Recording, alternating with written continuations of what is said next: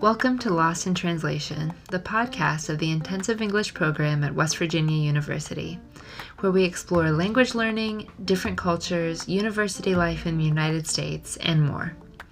Have you ever heard the expression, when life gives you lemons, make lemonade? It means to get something positive out of a negative experience or event. In the face of the coronavirus pandemic, people all around the world have been finding lots of ways to do just that. In this episode, I'll be talking to Lindsay Pereira, an instructor at the Intensive English program, and Dr. Amy Thompson, chair of WVU's Department of World Languages, Literatures, and Linguistics. We'll discuss their experiences dealing with the coronavirus pandemic and what we can learn from facing challenges like this one. Let's get into it.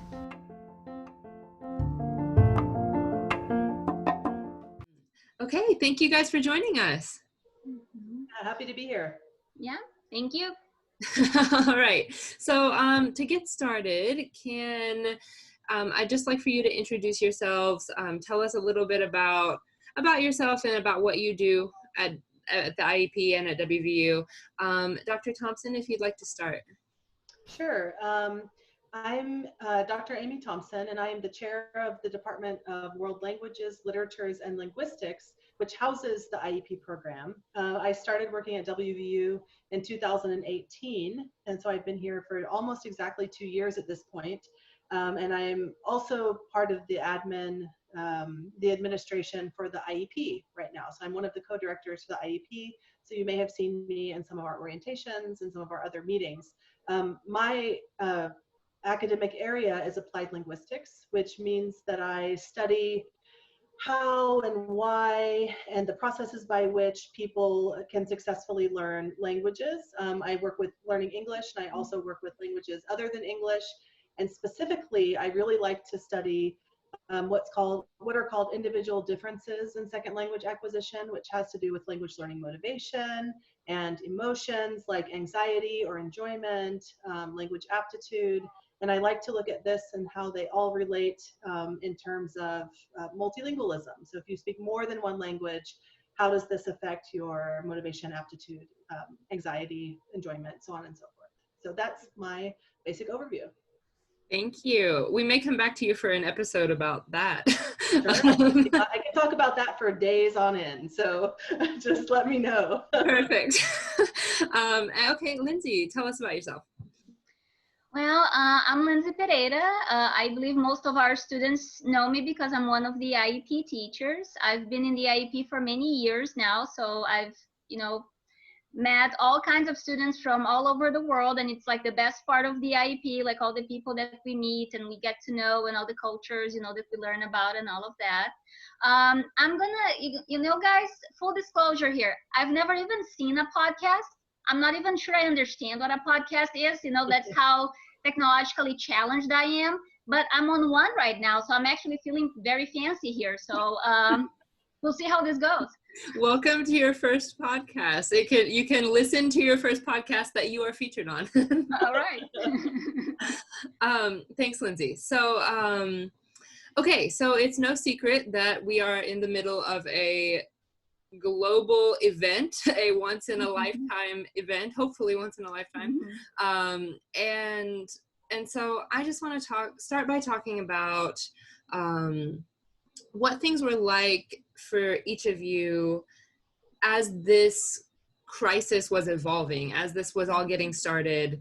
What was it like for you guys? Whoever would like to start. Amy, would you like to go first again? Sure, I can. Well, so throughout this podcast, a lot of the answers I'm going to be giving are from the perspective, more of an administrative perspective, because throughout this process, I was in charge of our department, which has approximately 100 faculty and graduate teaching assistants. So certainly the faculty in the IEP, but also faculty that teach other languages and also linguistics and applied linguistics. And so the experience that I had in terms of working at WVU was that I had to just make sure that all 100 faculty that we had and instructors that we had teaching the classes were prepared to all, like within 2 weeks, be able to continue the education of the students, but in a virtual modality rather than in a face-to-face modality. And so I think like looking back at those first few weeks, like I was very happy overall how our department managed the situation. I think one thing that was quite helpful was that we I think just within 24 hours of knowing that we were going to be transitioning to virtual modality the week after spring break, or the week after spring break, I scheduled something like 10 or 12 workshops within the very next week, so that at the very least, all of the faculty, including the graduate teaching assistants in our department, could know the tools that they're able to use to be able to teach in a virtual modality successfully. And I think we were very quick in organizing that, in a large part because we had a faculty member, Dr. Cuesta, who was very knowledgeable about all those things and was able to jump in and immediately offer those workshops. And so I think like that experience was that decisions had to be made very fast on how to do these types of things, and it also had to be done in a very like systematic and organized way, which I think was challenging at times to be able to follow through it. But I think then I am very happy with the jobs that our instructors did for the rest of the spring semester. And I think given the situation and given the speed at which we had to transition to virtual learning, I think we offered as good of an experience as we possibly could have for our students. And I know that everyone worked really hard to continue the quality education that we offer in our department. So I'm very grateful and proud of the faculty in world languages. Yeah, I feel like I'll just add and say, I think that this experience has brought out the like highest version of ourselves as educators, probably as an administrator, having to deal with so many moving parts and take care of so many people. I feel like kind of I have had to use the best version of all of my skills during this time. Right. Yeah. How about Lindsay? Can you give us, from a teacher's perspective? Yeah, from a teacher's perspective, I had like my concerns, and they were actually kind of like regarding myself, like going into online teaching like super fast. Like Amy said, we had, to make things happen in about 2 weeks, and I had no experience with that. So I had, those moments when I was like, oh my goodness, am I even going to be able to do this like properly, because most of my coworkers are much better at this thing than I am. But you know what? It turned out to be much easier than I thought it was going to be. So that was a nice surprise. Like I got used to it like pretty fast, actually. Good. So that was good. Regarding the students, when we started getting all, the news and travel bans and all that stuff, I started, feeling like, are they going to be able to go home? Like those of them who want to go home, who want to be with their families, or who need to go home, are they going to be able to? So that's something that I was worried about for a while, but then everybody managed to go and, be safe and all of that. So that was great. But now the concern with travel again, like, are we going to be able to see them back here in town or not? So I think travel has been a major concern ever since this thing started, for sure. Yeah, I feel like I'll just add to, what each of you have said, that I think, of course, when all of this started, there was the fear that comes naturally from being from the unknown, right? Something that we don't know, that we don't understand. But what I was really impressed by was how fast we were able to change things to online, and then also how well everybody worked together and how committed all of my colleagues were to making sure that our students had the best experience possible and the smoothest transition possible, and really making sure that everybody was taken care of. Like, I think every teacher sent out a survey. Our students probably got 100 surveys, like, are you okay? Do you need help with something?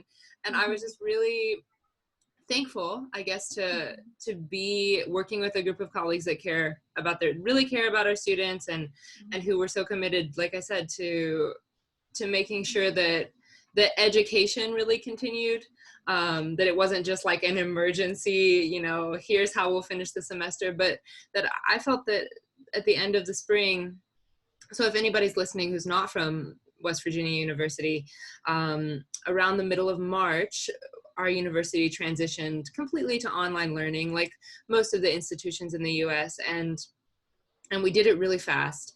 And I feel that everybody in our program was really committed to making sure that it wasn't just a way to finish the semester, but that our students could really continue learning. And I was so impressed. Yeah. Okay, so we are all teachers. Dr. Thompson is an administrator, but we're all in education. And so I thought that, on the topic of coronavirus, what we could do with this podcast was talk about what we have learned from this experience. We've gotten, we get news all the time, so I don't want to give you guys more news. I would rather spend a little time reflecting and think about, what have we learned from this? What can we take from this into this experience into the future? So I would be interested to know, what have you guys learned through this time, about yourself, about your work as a teacher or as an administrator, about your students? What have you learned? Lindsay, do you want to go first this time? Sure. Well, I think about myself that, working from home is not as easy as some people might think. I feel like sometimes people who have, certain jobs and they're not working from home, they may think, oh, but you're working from home, that's fantastic. It's not exactly fantastic. I mean, it's really hard to, keep track of things. And I think this is something that I know our students have been struggling with, like managing their time and their tasks and, juggling family and things like that. And I think I learned that, it's hard to, you have to make sure you are self-disciplined, and that doesn't always happen. So sometimes you are doing odd hours because that's what you have to do. And not having all the stuff that you have available in the office. So like the first few weeks, every time I try to do something, oh no, but I can do that in the office, I cannot do that here. So like constantly trying to adapt things and making things work from home. So I think that was kind of like working from home isn't what some people might think it is. Yeah. So I think, the one thing that I did figure out trying to work from home is that, certainly I think everyone, or maybe most people are missing this, or the interactions that you have, like the ad hoc interactions, like the non-planned interactions that you might have with colleagues and students in the office. And so just like someone being able to drop by and ask me a question, or me wanting to talk with one of the language coordinators to figure out how they're doing this type of lesson plan, I could just go to their office and talk to them. And now we have to find a time, schedule a meeting, send a link, and then have a time to meet together. And so I think in a way, a couple of aspects of that. First of all, we just have a lot more to do right now, right? Because there's a lot of planning, and we're doing a lot of planning for an outcome, like for multiple outcomes simultaneously. And so we're having to think long term. But with having like different solutions and different plans, like, so, okay, if this happens, we can do this. If this happens, we should do this. But if this happens, we should do this. And certainly things are changing on a daily basis. I mean, I think this past week is a perfect example of that. So on July 6th, when the ICE policy came out of saying if universities are teaching online, international students can't be here, which meant that basically for an entire week, all I was doing was trying to figure out, what does that mean for our IEP program? What does that mean for our international graduate teaching assistants, of which we have about 50 international students in that way? What about other students in the university? What does that mean in terms of the classes we're teaching if the TAs all have to leave the country in midweek? And so it was essentially like about a 10-day period of like emergency planning, which then was reversed 2 days ago, right? Thank goodness. But it also is a very good indication of a lot of the work that we're doing, and a lot of the planning that we're doing is ultimately going to be not exactly an exercise in futility, but in some ways yes, like a lot of the plans we make, we're not going to use because the situation is going to change. So this morning, in fact, we learned that the faculty and students from Europe are now back allowed in the country. They're able to travel back here again. If they're on a certain kind of visa, but not a different kind of visa, and you have to apply, and so the situation is changing so rapidly that we're having to, I think, having to make plans and decisions at a much faster rate and a much more dynamic rate than we're used to doing in the university. And so I think that has been, especially at the beginning, was very difficult because it was, I use the metaphor of, it's like, it was if I were playing chess for 14 hours a day, 7 days a week, like having to strategize and make plans and to think long term. And if I do this move, that move is going to happen, and then that move is going to happen, and then like seeing down the road for all of this. That being said, I think one like positive outcome of all this, which I mean, obviously, I wish the pandemic didn't happen, and overall, it's not a positive situation. But it doesn't mean we can't look for positive outcomes from the situation. One aspect that I've noticed is that the instructional faculty are being extraordinarily creative with their teaching. And so I think, all of us sort of get used to doing things the way that we like to do them, right? So we teach the classes the way that we've taught them for years. If we're not pushed to change them by some external force, sometimes we have the tendency to, teach it the same way, or maybe not look at something from a different perspective.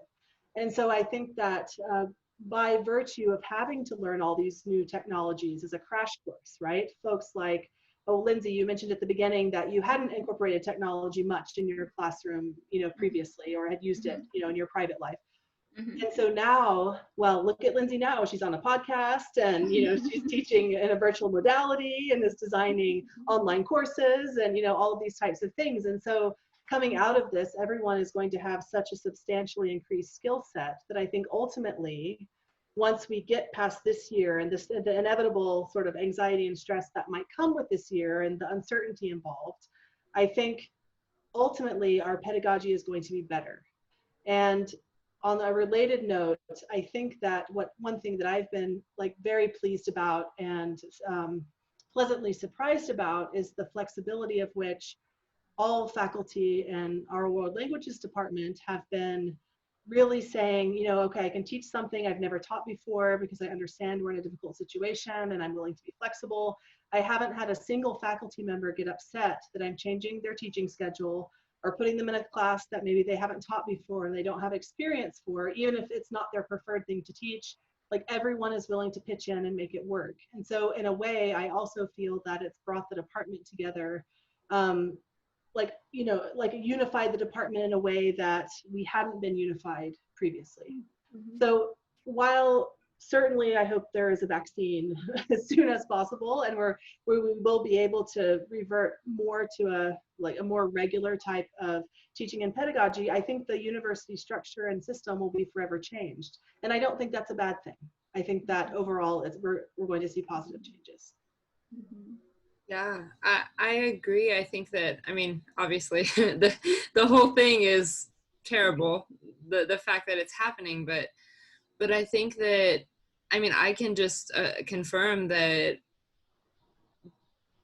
having to switch to an online modality so quickly, even though I'm kind of different, from Lindsay, I really enjoy, new technology, and I try to explore that stuff as often as I can, but it was still a challenge. It was still a stretch for me, and it forced me to kind of strip down my classes and really think about what a student gets from a course, and what is the purpose of everything I do in a class, and what are the different ways that I can do that? What are the different ways I can accomplish those goals? And that was a really kind of a cool experience for me as a teacher, to just return to the basics of building a course, the basics of building even just a lesson plan, and rethink how to do that.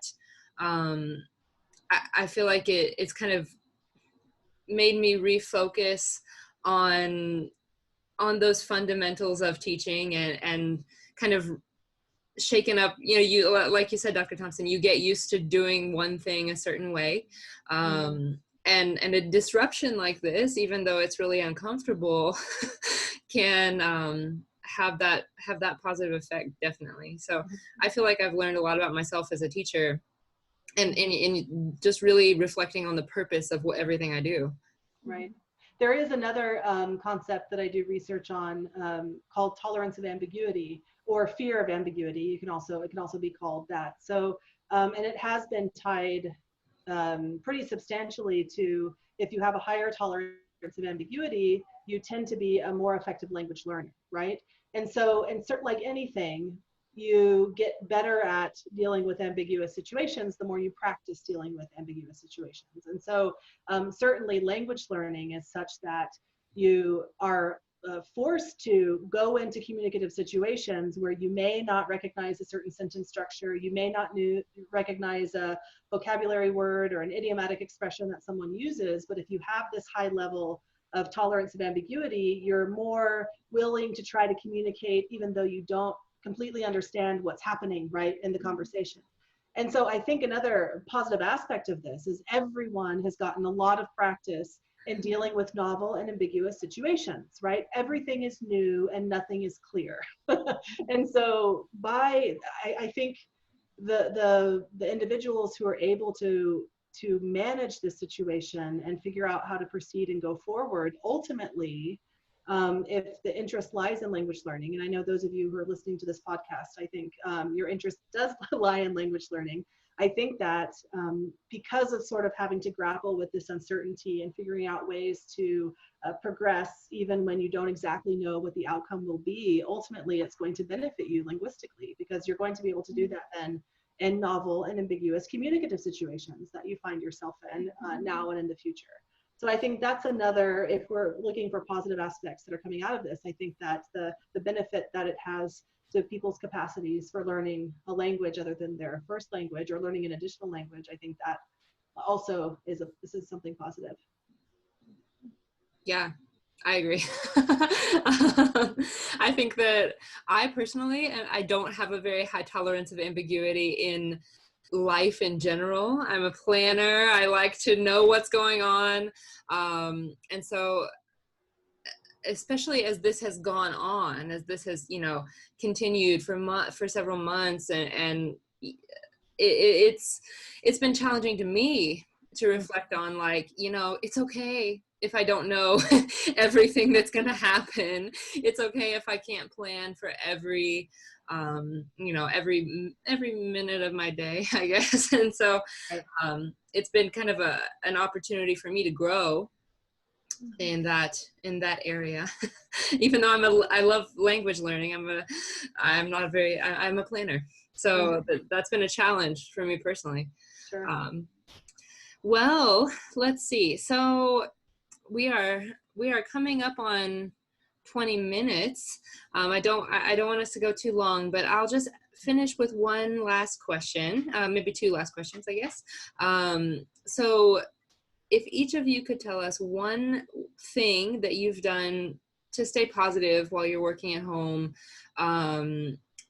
and then if you have one last message for anybody who is listening that is an international student, we'd love to hear it.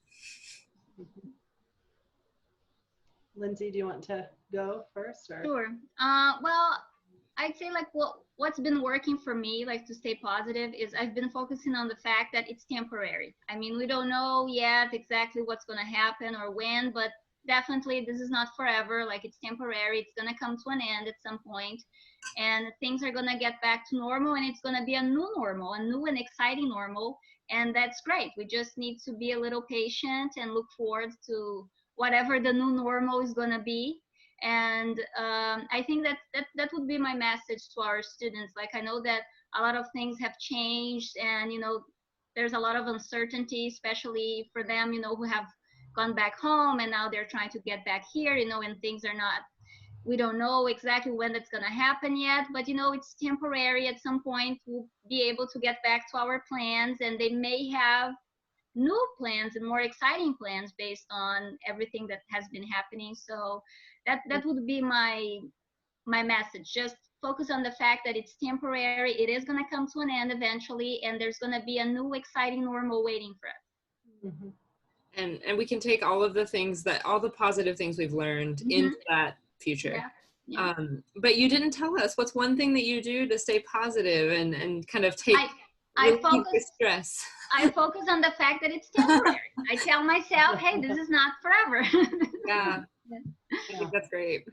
Dr. Thompson?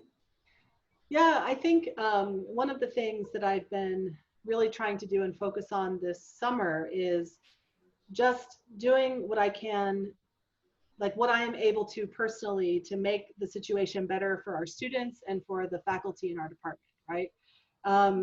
And as well as the staff. So the staff are also working from home right now. They're also coming back to campus when the university reopens.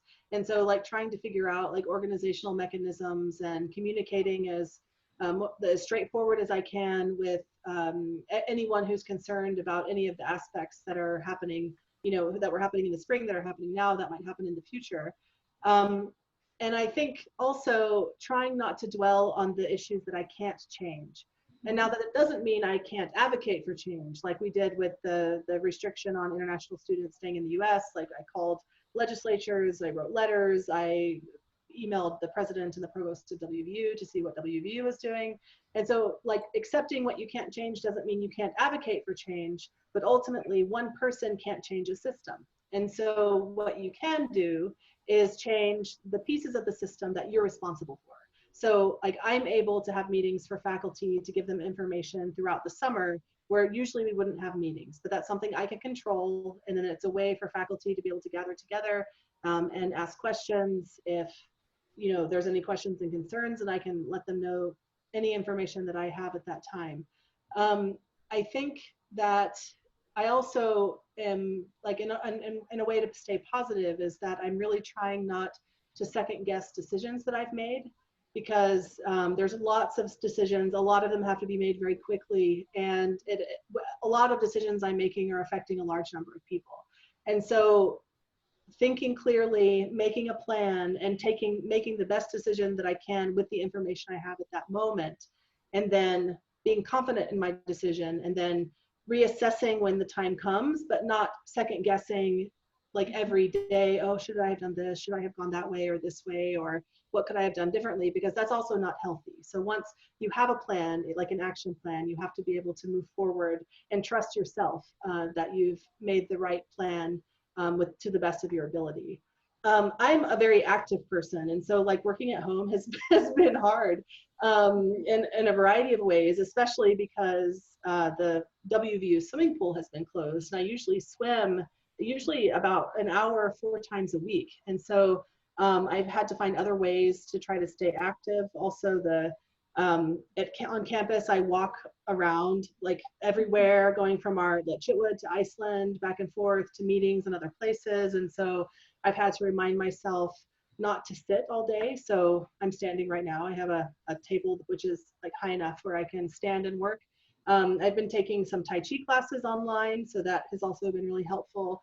I have these exercise bands where during Zoom meetings, like I almost always I'm doing leg exercises where you can't see me under the level. And even if the camera is high enough, I can do some arm exercises. And so I'm constantly trying to get my circulation going and those types of issues. Because of old sports injuries, I have a lot of like joint and muscle and circulation like difficulties. If I hold still too long, I start to really like get sore and have a lot of pain. And so I've had to find different ways to do it. But the same as the pedagogy, I mean, I'm always going to have one of these in my office now at work, and anytime I need to like have a break or something, I'm going to be doing like you can't even tell, I'm doing one right now. I'm doing a leg exercise. So you just have to sort of like think creatively and think of ways to like keep going and like maintain your sanity, and also your mental and physical health, I think, is really important during this time.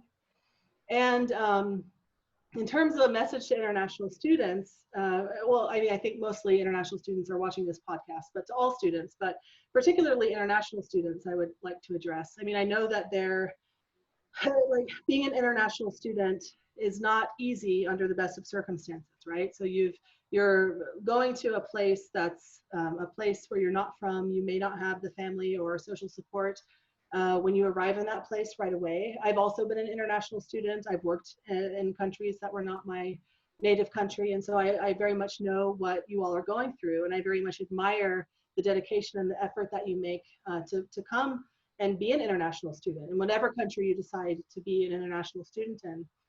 And I think that linguistically, like even the cultural differences are substantial. And then linguistically, you also have to learn a new language system to be able to be successful as a student in an international setting. And so I just want to say, I know that many people, and I would venture to say most people at WVU have a lot of respect and admiration for international students. I certainly do. So to think of students coming and getting a degree or studying intensively in a language program in a context that they may not know much about or they may not feel as comfortable in, I think that's an amazing feat. And I just have, as I said, respect and admiration for the efforts, the dedication that you put forward. And I also want to say, I know that a lot of settings in the U.S. have a bad reputation of not being very tolerant to people different from themselves. But I would say that definitely, like, we want you here as international students. We respect you, we admire you, and we absolutely are not able to do what we do without the background and the diversity linguistically and culturally that you bring to our institution. And so I just want to thank you for trusting us with your education and coming here to spend some time with us. And I do hope that we'll be able to see a lot of you in person soon.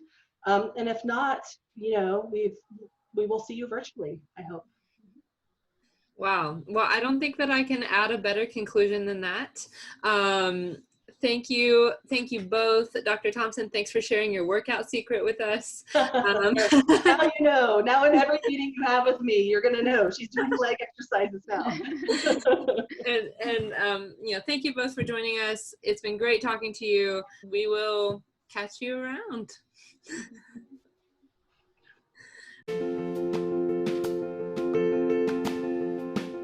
Thanks for listening. You can hear more episodes of this podcast or leave us a voicemail at anchor.fm/WVUIEP. You can also connect with us on Instagram at WVUIEP, on Twitter at WVU_IEP, or on YouTube at youtube.com/WVUIEP. You can also learn more about our programs on our website at elli.wvu.edu.